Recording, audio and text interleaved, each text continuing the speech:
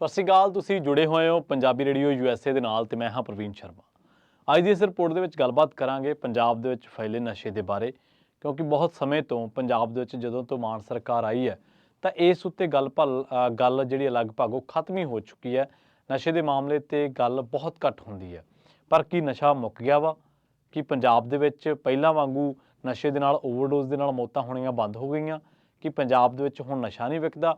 ਜਾਂ ਪੰਜਾਬ ਦੇ ਵਿੱਚ ਨਸ਼ੇ ਦਾ ਪ੍ਰਕੋਪ ਕਿੰਨਾ ਕੁ ਘਟਿਆ?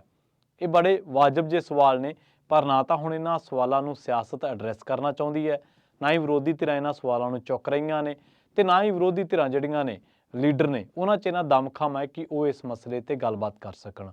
ਦੋ ਵੱਡੀਆਂ ਘਟਨਾਵਾਂ ਪੰਜਾਬ ਦੇ ਵਿੱਚ ਸਿਰਫ ਇਸੇ ਮਸਲੇ ਤੇ ਵਾਪਰੀਆਂ ਤੁਹਾਡੇ ਯਾਦ ਹੋਣਗੀਆਂ। ਇੱਕ ਤਾਂ ਪਹਿਲੀ ਤਾਂ ਕੈਪਟਨ ਅਮਰਿੰਦਰ ਸਿੰਘ ਨੇ ਜਦੋਂ 2016 ਦੇ ਵਿੱਚ ਗੁਟਕਾ ਸਾਹਿਬ ਨੂੰ ਹੱਥ ਦੇ ਵਿੱਚ ਫੜ ਕੇ 2015-16 ਦੇ ਵਿੱਚ, ਕਿਉਂਕਿ ਉਦੋਂ ਉਹਨਾਂ ਦੀ ਸਰਕਾਰ ਨਹੀਂ ਸੀ, ਸਰਕਾਰ 2017 ਦੇ ਵਿੱਚ ਬਣਦੀ ਹੈ, ਗੁਟਕਾ ਸਾਹਿਬ ਹੱਥ ਦੇ ਵਿੱਚ ਫੜ ਕੇ ਕਿਹਾ ਸੀਗਾ ਕਿ 4 ਹਫ਼ਤਿਆਂ ਦੇ ਵਿੱਚ ਨਸ਼ਾ ਖਤਮ ਕਰ ਦਿਆਂਗੇ। ਉਹ 4 ਹਫ਼ਤੇ ਨਹੀਂ ਆਏ, ਪਰ ਕੈਪਟਨ ਸਾਹਿਬ ਨੂੰ, ਕਾਂਗਰਸ ਨੂੰ ਅਖੀਰ ਨੂੰ ਉਹਨਾਂ ਨੂੰ ਘਰੇ ਰੁਖਸਤ ਕਰਨਾ ਪਿਆ, ਘਰੇ ਉਹਨਾਂ ਨੂੰ ਬਿਠਾਉਣਾ ਪਿਆ, ਤੇ ਹੁਣ ਉਹ ਅੱਜ ਕੱਲ੍ਹ ਭਾਜਪਾ ਦੇ ਵਿੱਚ ਨੇ। ਇਸੇ ਤਰ੍ਹਾਂ ਅਰਵਿੰਦ ਕੇਜਰੀਵਾਲ, ਜਿਨ੍ਹਾਂ ਦੀ ਅੱਜ ਪੰਜਾਬ ਦੇ ਵਿੱਚ ਸਰਕਾਰ ਹੈ, ਉਹਨਾਂ ਦੀ ਪਾਰਟੀ ਨੂੰ ਜਦੋਂ ਉਹਨਾਂ ਨੇ ਕਿਹਾ ਕਿ ਮੈਂ ਕਹਿਣਾ ਕਿ ਬਿਕਰਮ ਮਜੀਠੀਆ ਨਸ਼ੇ ਦਾ ਤਸਕਰ ਹੈ, ਤਾਂ ਪਿੰਡਾਂ ਦੇ ਵਿੱਚ ਜਿਹੜੇ ਵਲੰਟੀਅਰ ਜਿਨ੍ਹਾਂ ਨੇ ਇਹ ਪਾਰਟੀ ਖੜੀ ਕੀਤੀ ਔਰ ਪੈਸੇ ਪੱਲਿਓਂ ਲਾ ਕੇ ਪਾਰਟੀ ਖੜੀ ਕੀਤੀ, ਹਾਲਾਂਕਿ ਹੁਣ ਉਹਨਾਂ ਦੀ ਕੋਈ ਇੰਨੀ ਪੁੱਛ ਪੜਤਾਲ ਹੈ ਨਹੀਂ ਗੀ, ਤਾਂ ਉਹਨਾਂ ਨੇ ਖੁਦ ਬੋਰਡ ਲਾਏ ਖੰਭਿਆਂ ਦੇ ਉੱਪਰ, ਬਿਜਲੀ ਦੀਆਂ ਖੰਭਿਆਂ ਦੇ ਉੱਪਰ, ਸਕੂਲਾਂ ਦੇ ਉੱਪਰ, ਹੋਰ ਜਨਤਕ ਥਾਵਾਂ ਦੇ ਉੱਤੇ ਕਿ ਮੈਂ ਕਹਿਣਾ ਕਿ ਬਿਕਰਮ ਮਜੀਠੀਆ ਨਸ਼ੇ ਦਾ ਤਸਕਰ ਹੈ। ਪਰ ਬਾਅਦ ਦੇ ਵਿੱਚ ਉਹੀ ਅਰਵਿੰਦ ਕੇਜਰੀਵਾਲ ਨਸ਼ੇ ਦੇ ਮਾਮਲੇ ਤੇ ਬਿਕਰਮ ਮਜੀਠੀਆ ਤੋਂ ਮਾਫੀ ਮੰਗ ਗਿਆ ਵਾ। ਹੁਣ ਸਵਾਲ ਖੜਾ ਇਹ ਹੁੰਦਾ ਹੈ ਕਿ ਕੀ ਪੰਜਾਬ ਦੇ ਵਿੱਚੋਂ ਨਸ਼ਾ ਖਤਮ ਹੋ ਗਿਆ ਵਾ? ਲੱਗਦਾ ਤਾਂ ਇਉਂ ਹੀ ਹੈ ਕਿ ਪੰਜਾਬ ਦੇ ਵਿੱਚ ਨਸ਼ਾ ਖਤਮ ਹੋ ਗਿਆ, ਕਿਉਂਕਿ ਜਿਹੜਾ ਬੰਦਾ ਨਸ਼ਾ ਵਿਕਣ ਦੀ ਗੱਲ ਕਰਦਾ ਹੈ, ਪੁਲਿਸ ਉਹਨੂੰ ਜਾ ਕੇ ਚੱਕ ਲੈਂਦੀ ਹੈ।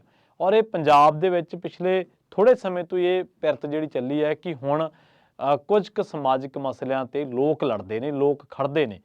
ਪੰਜਾਬੀਆਂ ਨੇ ਮੱਤੇਵਾੜਾ ਜੰਗਲ ਦੇ ਮਾਮਲੇ ਦੇ ਵਿੱਚ ਸਰਕਾਰ ਨੂੰ ਬੈਕਫੁੱਟ ਤੇ ਕੀਤਾ।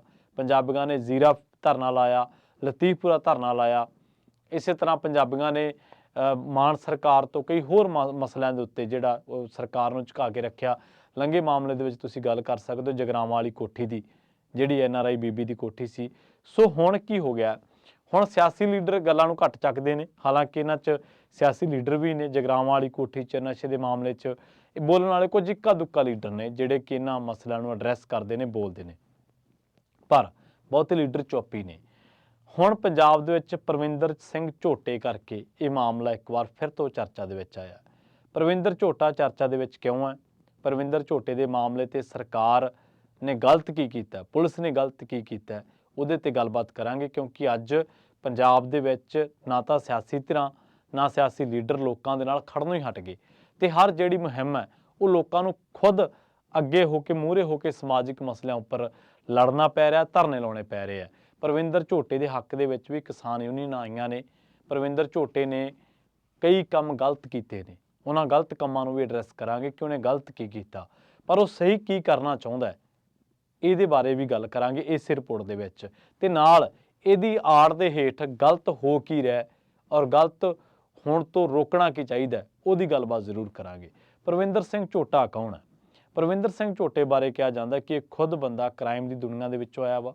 2012 ਤੋਂ ਲੈ ਕੇ 2023 ਤੱਕ, ਹੁਣ ਤੱਕ ਉਹਦੇ ਉੱਤੇ 6 ਮਾਮਲੇ ਦਰਜ ਨੇ, ਜਿਹੜੀ ਪੁਲਿਸ ਦੀ ਡੋਜ਼ੀਅਰ ਕਹਿੰਦੀ ਹੈ। ਵੱਖ-ਵੱਖ ਧਾਰਾਵਾਂ ਦੇ ਤਹਿਤ, ਵੱਖ-ਵੱਖ 2012, 13, ਕੋਈ 14 ਦਾ, ਕੋਈ 16 ਦਾ, ਇਸ ਤਰ੍ਹਾਂ।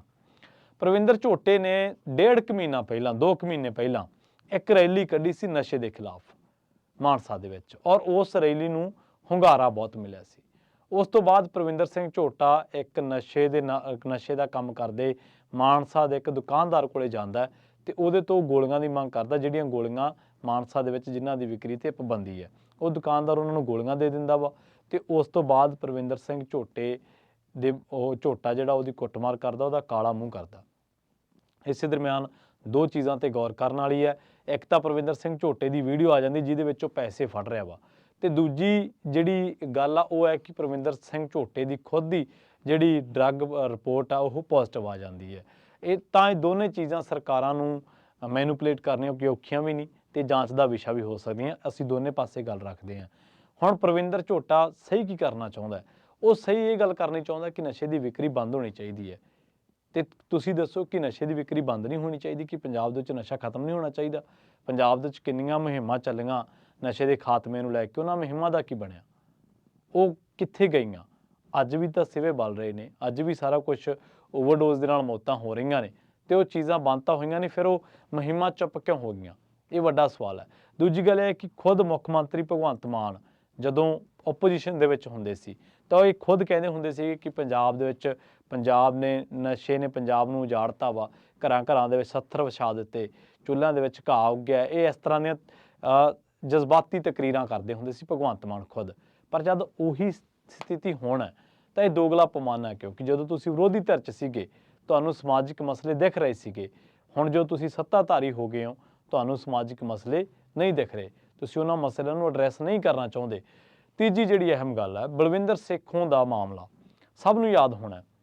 ਬਲਵਿੰਦਰ ਸੇਖੋਂ ਨੇ ਕੀ ਕਿਹਾ ਸੀਗਾ? ਉਹਨੇ ਇਹੀ ਕਿਹਾ ਸੀਗਾ ਕਿ ਜਿਹੜੀ STF ਦੀ ਰਿਪੋਰਟ ਹੈ, ਉਸ ਰਿਪੋਰਟ ਦੇ ਵਿੱਚ ਜਿਹੜੇ ਜਾਂਚ ਅਧਿਕਾਰੀ ਜਿਹੜੇ ਸ਼ਾਮਲ ਨੇ ਉਹਨਾਂ ਦੇ ਉੱਤੇ ਪਰਚੇ ਪਾਓ, ਉਹਨਾਂ ਨੂੰ ਗ੍ਰਿਫਤਾਰ ਕਰੋ। ਇਹੀ ਗੱਲ ਉਹਨੇ ਕਹੀ ਸੀ, ਪਰ ਉਹਨੂੰ ਕੀ ਮਿਲਿਆ? ਜੇਲ੍ਹ ਮਿਲੀ, ਕਿਉਂਕਿ ਉਹਨੇ ਹਾਈ ਕੋਰਟ 'ਤੇ ਕੁਛ ਤਲਖ ਟਿੱਪਣੀਆਂ ਕੀਤੀਆਂ ਸੀਗੀਆਂ। ਖੈਰ, ਆਪਾਂ ਇਸ ਗੱਲ ਤੋਂ ਵੀ ਅੱਗੇ ਜਾਂਦੇ ਹਾਂ ਕਿ ਪ੍ਰਵਿੰਦਰ ਝੋਟੇ ਨੇ ਗਲਤ ਕੀ ਕੀਤਾ ਤੇ ਉਹ ਸਹੀ ਕੀ ਕਰਨਾ ਚਾਹੁੰਦਾ। ਪ੍ਰਵਿੰਦਰ ਝੋਟੇ ਨੇ ਗਲਤ ਇਹ ਕੀਤਾ ਕਿ ਜਿਸ ਤਰੀਕੇ ਦੀ ਆਜ਼ਾਦੀ ਉਹਨੂੰ ਹੈ ਪਹਿਨਣ ਦੀ, ਵਿਚਰਨ ਦੀ, ਖਾਣ ਪੀਣ ਦੀ, ਤਾਂ ਉਸ ਤਰੀਕੇ ਦੀ ਆਜ਼ਾਦੀ ਠੀਕ ਹਰ ਉਸ ਦੁਕਾਨਦਾਰ, ਹਰ ਉਸ ਸ਼ਖਸ ਦੀ ਹੈ ਜਿਹੜਾ ਇਸ ਜ਼ਮਾਨੇ ਦੇ ਵਿੱਚ ਹੈ। ਤੇ ਪੁਲਿਸ ਦਾ ਕਹਿਣਾ ਹੈ ਕਿ ਇਹਨੇ ਕਾਨੂੰਨ ਹੱਥ ਦੇ ਵਿੱਚ ਲਿਆ, ਪਰ ਲੱਗਦਾ ਕਿ ਪੁਲਿਸ ਜਿਹੜੀ ਆ ਉਹ ਕਾਨੂੰਨ ਦੇ ਮਾਮਲੇ ਦੇ ਵਿੱਚ ਲੋਕਾਂ ਨੂੰ ਉਹੀ ਗੱਲ ਦੱਸਣਾ ਚਾਹੁੰਦੀ ਹੈ ਜਿਹੜੀ ਗੱਲ ਪੁਲਿਸ ਨੂੰ ਮਾਫਕ ਹੈ।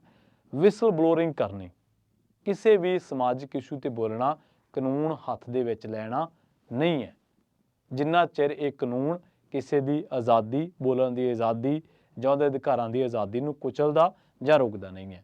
ਹੁਣ ਨਸ਼ੇ ਦੇ ਮਾਮਲੇ ਤੇ ਬੋਲਣਾ ਕੀ ਗਲਤ ਹੈ? ਕਿ ਨਸ਼ੇ ਦੇ ਵਿਰੁੱਧ ਆਵਾਜ਼ ਬੁਲੰਦ ਕਰਨੀ, ਰੈਲੀਆਂ ਕੱਢਣਾ ਕੀ ਗਲਤ ਆ? ਕਿ ਪੰਜਾਬ ਦੇ ਵਿੱਚ ਇਹ ਕਹਿਣਾ ਕਿ ਚਿੱਟਾ ਹਾਲੇ ਵੀ ਵਿਕ ਰਿਹਾ ਕਿ ਇਹ ਗਲਤ ਆ? ਨਹੀਂ, ਬਿਲਕੁਲ ਗਲਤ ਨਹੀਂ। ਔਰ ਹਾਂ, ਇਹ ਜ਼ਰੂਰ ਗਲਤ ਹੋ ਸਕਦਾ ਕਿ ਸਿਆਸੀ ਫਾਇਦੇ ਲਈ ਕਿਸੇ ਨੂੰ ਪਹਿਲਾਂ ਤਸਕਰ ਕਹਿ ਦੇਣਾ ਤੇ ਬਾਅਦ 'ਚ ਮਾਫੀ ਮੰਗ ਲੈਣੀ, ਇਹ ਗਲਤ ਹੋ ਸਕਦਾ, ਇਹ ਬਿਲਕੁਲ ਗਲਤ ਹੋ ਸਕਦਾ। ਪਰ ਇਹਦੇ ਵਿੱਚ ਇਹ ਵੀ ਹੈ ਕਿ ਕਈ ਵਾਰੀ ਹੁਣ ਜਿਵੇਂ ਇਸੇ ਪੂਰੇ ਮਾਮਲੇ ਦੇ ਵਿੱਚ ਆਪਾਂ ਦੇਖਦੇ ਹਾਂ ਕਿ ਕੁਝ ਸਰਕਾਰ ਦੇ ਜਿਹੜੇ ਇੰਨੇ ਸਮਰਥਕ ਆ ਉਹ ਹਰ ਬੰਦੇ ਦਾ ਡਾਟਾ ਕੱਢ ਲੈਂਦੇ, ਖਾਸ ਕਰਕੇ ਉਹਦਾ ਜਿਹੜਾ ਸਰਗਰਮ ਹੁੰਦਾ ਕਿ ਇਹ ਤਾਂ ਜੀ ਐਂ ਕਰਦਾ ਸੀ, ਇਹ ਤਾਂ ਜੀ ਐਂ ਕਰਦਾ ਸੀ। ਹੁਣ ਐਂ ਕਰਨ ਨੂੰ ਤਾਂ ਤੁਸੀਂ ਵੀ ਤਾਂ ਲੋਕਪਾਲ ਦੀਆਂ ਗੱਲਾਂ ਕਰਦੇ ਸੀ ਨਾ, ਤੁਸੀਂ ਵੀ ਖੁਦ ਧਰਨਿਆਂ ਦੇ ਵਿੱਚੋਂ ਨਿਕਲੇ ਹੋ। ਅੱਜ ਜਦੋਂ ਮਾਸਟਰ ਧਰਨਾ ਲਾਉਂਦੇ ਆ ਉਹ ਤੁਸੀਂ ਉਹਨਾਂ ਨੂੰ ਕੁੱਟਦੇ ਹੋ। ਕਦੇ ਭਗਵੰਤ ਮਾਨ ਖੁਦ ਕਹਿੰਦੇ ਹੁੰਦੇ ਸੀਗੇ ਕਿ ਜੀ ਕਦੇ ਧਰਨਾ ਲਾਉਣ ਸਾਨੂੰ ਬਦਲਿਆ ਕੀ ਹੈ, ਧਰਨਾ ਲਾਉਣ ਪਹਿਲਾਂ ਲੰਬੀ ਜਾਂਦੇ ਸੀ, ਬਠਿੰਡੇ ਜਾਂਦੇ ਸੀ, ਹੁਣ ਪਟਿਆਲੇ ਜਾ ਰਹੇ ਆ। ਤੇ ਹੁਣ ਕੀ ਹੋ ਗਿਆ? ਹੁਣ ਇੱਧਰੋਂ 30-40 ਕਿਲੋਮੀਟਰ ਇੱਧਰ ਨੂੰ ਹੋ ਗਏ ਆ, ਸੰਗਰੂਰ ਵੱਲ ਨੂੰ ਹੋ ਗਏ ਆ। ਕੁੱਟ ਪਹਿਲਾਂ ਪੈ ਰਹੀ ਸੀ ਪੰਜਾਬੀਆਂ ਦੇ, ਕੁੱਟ ਹੁਣ ਪੈ ਰਹੀ ਹੈ, ਤੇ ਬਦਲਿਆ ਕੀ ਹੈ? ਸੋ ਤੁਹਾਡੇ ਮਹਿਬੂਬ ਨੇਤਾ ਵੀ ਇਹੀ ਗੱਲਾਂ ਕਰਦੇ ਹੁੰਦੇ ਸੀਗੇ ਵਿਰੋਧੀ ਧਿਰ ਦੇ ਵਿੱਚ ਹੁੰਦਿਆਂ ਕਿ ਲੋਕਪਾਲ ਆਉਣਾ ਚਾਹੀਦਾ, ਭ੍ਰਿਸ਼ਟਾਚਾਰ ਖਤਮ ਹੋਣਾ ਚਾਹੀਦਾ, ਲੀਡਰ ਜਿਹੜੇ ਇਹਨਾਂ ਦੀ ਲੁੱਟ ਰੁਕਣੀ ਚਾਹੀਦੀ, ਇਹਨਾਂ ਵੱਲੋਂ ਜਿਹੜੀ ਲੋਕਾਂ ਦੀ ਕੀਤੀ ਜਾ ਰਹੀ ਹੈ ਉਹ ਰੁਕਣੀ ਚਾਹੀਦੀ ਹੈ। ਤਾਂ ਬਦਲਿਆ ਕੀ ਹੈ? ਦੂਜੀ ਗੱਲ ਇਹ ਹੈ ਕਿ ਝੋਟੇ ਦਾ ਤਰੀਕਾ ਗਲਤ ਹੋ ਸਕਦਾ, ਕਿਸੇ ਦਾ ਮੂੰਹ ਕਾਲਾ ਕਰਨਾ, ਕਿਸੇ ਨੂੰ ਬੇਇੱਜ਼ਤ ਕਰਨਾ, ਉਹਦਾ ਤਰੀਕਾ ਗਲਤ ਹੋ ਸਕਦਾ, ਪਰ ਨਸ਼ੇ ਦੇ ਵਿਰੁੱਧ ਆਵਾਜ਼ ਬੁਲੰਦ ਕਰਨੀ ਤੇ ਗਲਤ ਨਹੀਂ ਹੈ ਨਾ। ਕੈਪਟਨ ਨੇ ਖੁਦ ਪੰਜਾਬੀਆਂ ਨੂੰ 4 ਹਫ਼ਤਿਆਂ ਦਾ ਲਾਰਾ ਲਾਇਆ। ਬਲਵਿੰਦਰ ਸੇਖੋਂ ਦੀ ਗੱਲ ਮੈਂ ਕਰ ਚੁੱਕਿਆ, ਜੇਲ੍ਹ ਦੇ ਵਿੱਚ ਆ। ਸੋ ਕਿੰਨੀਆਂ ਅਸੀਂ ਖਬਰਾਂ ਸੁਣਦੇ ਹਾਂ ਕਿ ਨਸ਼ਾ ਤਸਕਰਾਂ ਨੇ ਨਸ਼ੇ ਦੀ ਸੂਹ ਦੇਣ ਦੇ ਮਾਮਲੇ ਦੇ ਵਿੱਚ ਮਾਮਲੇ ਤੇ ਉਹ ਜਿਹੜੀ ਸੂਹ ਦੇਣ ਵਾਲਾ ਸੀ ਉਹਨੂੰ ਕੁੱਟਿਆ। ਸੁਨਾਮ ਦੇ ਨੇੜੇ ਜਗਤਪੁਰਾ ਇੱਕ ਪਿੰਡ ਆ, ਉੱਥੇ ਇੱਕ ਨੌਜਵਾਨ ਦੀਆਂ ਉਂਗਲਾਂ ਵੱਢ ਦਿੱਤੀਆਂ ਗਈਆਂ ਇਸੇ ਸਰਕਾਰ ਦੇ ਕਾਰਜਕਾਲ ਦੇ ਵਿੱਚ।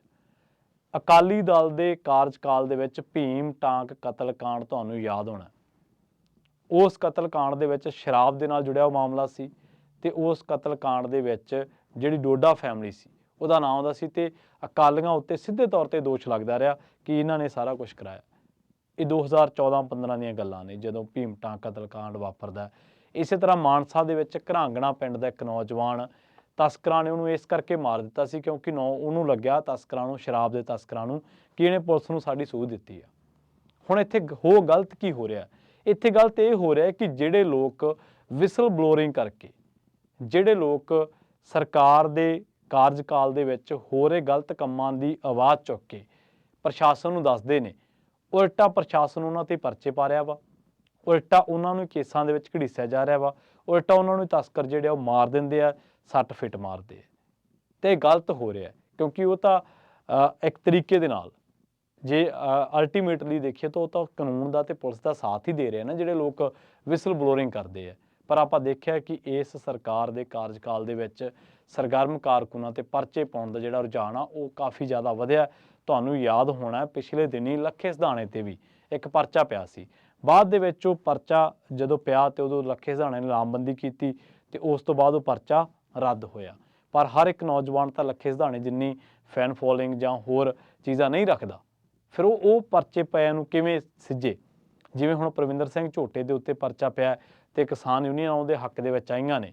ਅਸੀਂ ਠੀਕ ਹੈ, ਜਿਸ ਤੱਕ ਪੁਲਿਸ ਕਹਿੰਦੀ ਹੈ ਕਿ ਇਹ ਬੰਦੇ ਨੇ ਕਿਸੇ ਬੰਦੇ ਦੀ ਜਿਹੜੀ ਆਜ਼ਾਦੀ ਹੈ ਉਹ ਇੱਥੇ ਹਮਲਾ ਕੀਤਾ, ਕਾਨੂੰਨ ਹੱਥ ਦੇ ਵਿੱਚ ਲਿਆ, ਅਸੀਂ ਕਹਿੰਦੇ ਕਿ ਇਹ ਗੱਲ ਗਲਤ ਹੋ ਸਕਦੀ ਹੈ। ਪਰ ਜਿਹੜੇ ਇਸ਼ੂ ਬਾਰੇ ਉਹ ਗੱਲ ਕਰ ਰਿਹਾ ਤੁਸੀਂ ਉਸ ਇਸ਼ੂ ਨੂੰ ਐਡਰੈਸ ਕਿਉਂ ਨਹੀਂ ਕਰਦੇ? ਤੁਸੀਂ ਮਾਨਸਾ ਦੇ ਐਸਐਸਪੀ ਦੀ ਗੱਲ ਸੁਣੋ, ਨਾਨਕ ਸਿੰਘ ਦੀ, ਜਿਹੜੇ ਕਹਿੰਦੇ ਕਿ ਤੁਸੀਂ ਇਹਨਾਂ ਕੰਮਾਂ ਤੋਂ ਕੀ ਲੈਣਾ, ਤੁਸੀਂ ਪਾਸੇ ਹਟ ਜਾਓ, ਤੁਸੀਂ ਚੁੱਪ ਕਰ ਜਾਓ। ਕਿਉਂ? ਸਮਾਜ ਦੇ ਵਿੱਚ ਜੋ ਬੁਰਾਈ ਹੈ ਕਿ ਬੰਦੇ ਨੂੰ ਉਹਦੇ ਬਾਰੇ ਆਪਣੇ ਵਿਚਾਰ ਰੱਖਣੇ, ਕਿ ਉਹਦੇ ਬਾਰੇ ਲੋਕਾਂ ਨੂੰ ਜਾਗਰੂਕ ਕਰਨਾ ਇੱਕ ਗੁਨਾਹ ਵਾ। ਇਹ ਕੋਈ ਕਤਲ ਨਹੀਂ ਕਰਤਾ ਕਿਸੇ ਨੇ ਜੇ ਕੋਈ ਇਸ ਤਰ੍ਹਾਂ ਦੀ ਗੱਲ ਕੀਤੀ ਹੈ। ਇਹ ਤਾਂ ਠੀਕ, ਫਿਰ ਅਸੀਂ ਈਸਟ ਇੰਡੀਆ ਕੰਪਨੀ ਵਾਂਗੂ ਰਾਜ ਕਰ ਰਹੇ ਹਾਂ ਕਿ ਜੇ ਤੁਸੀਂ ਆਜ਼ਾਦੀ ਦੀ ਗੱਲ ਕਰੋਗੇ, ਜੇ ਹੱਕਾਂ ਦੀ ਗੱਲ ਕਰੋਗੇ, ਅਧਿਕਾਰਾਂ ਦੀ ਗੱਲ ਕਰੋਗੇ ਤਾਂ ਤੁਹਾਨੂੰ ਅਸੀਂ ਕੁਚਲ ਦਿਆਂਗੇ। ਸੋ ਸਮਾਂ ਰਹਿੰਦਿਆਂ ਮਾਨ ਸਰਕਾਰ ਨੂੰ ਇਸ ਗੱਲ 'ਤੇ ਗੌਰ ਕਰਨੀ ਚਾਹੀਦੀ ਹੈ। ਠੀਕ ਹੈ, ਕਿਸੇ ਨੂੰ ਬੇਇੱਜ਼ਤ ਕਰਨਾ, ਕਿਸੇ ਨੂੰ ਕੁੱਟਮਾਰ ਕਰਨਾ, ਕਿਸੇ ਦਾ ਮੂੰਹ ਕਾਲਾ ਕਰਨਾ, ਉਹ ਸਾਡੇ ਹੱਕ ਅਧਿਕਾਰਾਂ ਦੇ ਵਿੱਚ ਨਹੀਂ ਆਉਂਦਾ। ਅਸੀਂ ਕਿਸੇ ਨੂੰ ਜੱਜ, ਅਦਾਲਤਾਂ, ਪੁਲਿਸ ਬਣ ਕੇ ਕਿਸੇ ਨੂੰ ਸਜ਼ਾ ਨਹੀਂ ਦੇ ਸਕਦੇ, ਪਰ ਅਸੀਂ ਆਵਾਜ਼ ਤੇ ਬੁਲੰਦ ਕਰ ਸਕਦੇ ਹਾਂ। ਅਸੀਂ ਇਹ ਤਾਂ ਕਹਿ ਸਕਦੇ ਹਾਂ ਨਾ ਕਿ ਨਸ਼ਾ ਵਿਕਦਾ, ਅਸੀਂ ਇਹ ਤਾਂ ਕਹਿ ਸਕਦੇ ਹਾਂ ਨਾ ਕਿ ਨਸ਼ੇ ਨੂੰ ਰੋਕਣਾ ਚਾਹੀਦਾ। ਔਰ ਦੂਜਾ, ਪੁਲਿਸ ਦੇ ਹੀ ਤੁਸੀਂ ਕਿੰਨੇ ਵੇਖ ਲਓ ਪਰਚੇ ਪੁਲਿਸ ਮੁਲਾਜ਼ਮਾਂ ਤੇ ਕਿ ਇਹਨਾਂ ਨੇ ਨਸ਼ਾ ਤਸਕਰੀ ਦੇ ਵਿੱਚ ਫੜੇ ਬੰਦੇ ਨੂੰ ਛੱਡਣ ਬਦਲੇ ਪੈਸੇ ਲਏ, ਇਹਨਾਂ ਨੇ ਨਸ਼ੇ ਦੀ ਰਿਕਵਰੀ ਦੇ ਵਿੱਚ ਉਹ ਕੀਤਾ। ਬਥੇਰੀਆਂ ਖਬਰਾਂ, ਤੁਹਾਨੂੰ ਫਿਰੋਜ਼ਪੁਰ ਦੀ ਖਬਰ ਪਿੱਛੇ ਜਿਹੇ ਇੱਕ ਬੜੀ ਚਰਚਿਤ ਹੋਈ ਸੀ। ਔਰ ਕਿੰਨੇ ਪੁਲਿਸ ਦੇ ਆਲਾ ਅਧਿਕਾਰੀ ਇੰਦਰਜੀਤ ਸਿੰਘ ਵਰਗੇ ਲੋਕ ਜਿਹੜੇ ਆ ਉਹ ਫਸੇ ਨੇ ਇਹਨਾਂ ਮਾਮਲਿਆਂ ਦੇ ਵਿੱਚ। ਕਿੰਨੇ ਪੁਲਿਸ ਦੇ ਉੱਚੇ ਅਫਸਰ ਫਸੇ ਨੇ। ਬਲਵਿੰਦਰ ਸਿੰਘੋਂ ਇਹੀ ਗੱਲਾਂ ਕਰਦੇ ਹੁੰਦੇ ਸੀ ਕਿ ਕਿਹੜੇ ਅਫਸਰ ਫਸੇ ਨੇ। ਉਹਨਾਂ ਨੇ ਹਾਈ ਕੋਰਟ ਤੋਂ ਇਹੀ ਗੱਲ ਕਹੀ ਸੀਗੀ ਕਿ ਇਹਨਾਂ ਚੀਜ਼ਾਂ ਉੱਤੇ ਕਾਰਵਾਈ ਹੋਣੀ ਚਾਹੀਦੀ ਹੈ, ਪਰ ਉਹਨਾਂ ਦੀ ਸ਼ਬਦਾਵਲੀ ਜ਼ਰੂਰ ਗਲਤ ਹੋ ਸਕਦੀ ਹੈ। ਉਹਨਾਂ ਨੇ ਜਿਸ ਤਰੀਕੇ ਨਾਲ ਸੰਬੋਧਨ ਕੀਤਾ ਉਹ ਜ਼ਰੂਰ ਗਲਤ ਹੋ ਸਕਦਾ, ਪਰ ਉਹਨਾਂ ਨੇ ਜਿਸ ਕੰਮ ਲਈ ਕੀਤਾ ਉਹ ਕੰਮ ਬਿਲਕੁਲ ਗਲਤ ਨਹੀਂ। ਸੋ ਇੱਕ ਵਾਰ ਫਿਰ ਹੁਣ ਪ੍ਰਵਿੰਦਰ ਸਿੰਘ ਝੋਟੇ ਦੇ ਹੱਕ ਦੇ ਵਿੱਚ ਕਿਸਾਨ ਜਥੇਬੰਦੀਆਂ ਡਟੀਆਂ ਨੇ ਔਰ ਇਹ ਪੰਜਾਬੀਆਂ ਨੂੰ ਸਮੂਹਿਕ ਪੱਧਰ 'ਤੇ ਕਰਨਾ ਪਊਗਾ ਕਿ ਜਦੋਂ ਵੀ ਕਿਸੇ ਕਾਰਕੁਨ ਦੇ, ਖਾਸ ਕਰਕੇ ਸਰਗਰਮ ਕਾਰਕੁਨ ਦੇ, ਸਮਾਜਿਕ ਕਾਰਕੁਨ ਦੇ ਖਿਲਾਫ ਕੋਈ ਸਰਕਾਰ ਵਧੀਕੀ ਕਰਦੀ ਹੈ ਤਾਂ ਉਸ ਵਧੀਕੀ ਦਾ ਡਟ ਕੇ ਵਿਰੋਧ ਕੀਤਾ ਜਾਵੇ। ਅੱਜ ਸੱਤਾਧਾਰੀਆਂ ਨੂੰ ਉਹ ਵੇਲਾ ਯਾਦ ਕਰਨਾ ਚਾਹੀਦਾ ਜਿਹੜੇ ਵੇਲਿਆਂ ਦੇ ਵਿੱਚ ਉਹ ਖੁਦ ਧਰਨੇ ਮੁਜ਼ਾਹਰੇ ਲਾਉਂਦੇ ਸੀ ਤੇ ਲੋਕਾਂ ਦੇ ਇਹਨਾਂ ਇਸ਼ੂਜ਼ ਦੇ ਉੱਪਰ, ਇਹਨਾਂ ਮਸਲਿਆਂ ਉੱਤੇ ਸਿਆਸਤ ਕਰਦੇ ਸੀ, ਪਰ ਬਾਅਦ ਦੇ ਵਿੱਚ ਮਾਫੀਆਂ ਮੰਗੀਆਂ, ਕੁਰਸੀਆਂ ਹਾਸਲ ਕੀਤੀਆਂ। ਹੁਣ ਜਦੋਂ ਸੱਤਾ ਦੇ ਵਿੱਚ ਆਏ ਤਾਂ ਉਲਟਾ ਪਰਚੇ ਪੈ ਰਹੇ ਨੇ। ਬਹੁਤ ਬਹੁਤ ਧੰਨਵਾਦ। ਜਲਦ ਮਿਲਾਂਗੇ ਇੱਕ ਹੋਰ ਨਵੀਂ ਰਿਪੋਰਟ ਦੇ ਵਿੱਚ।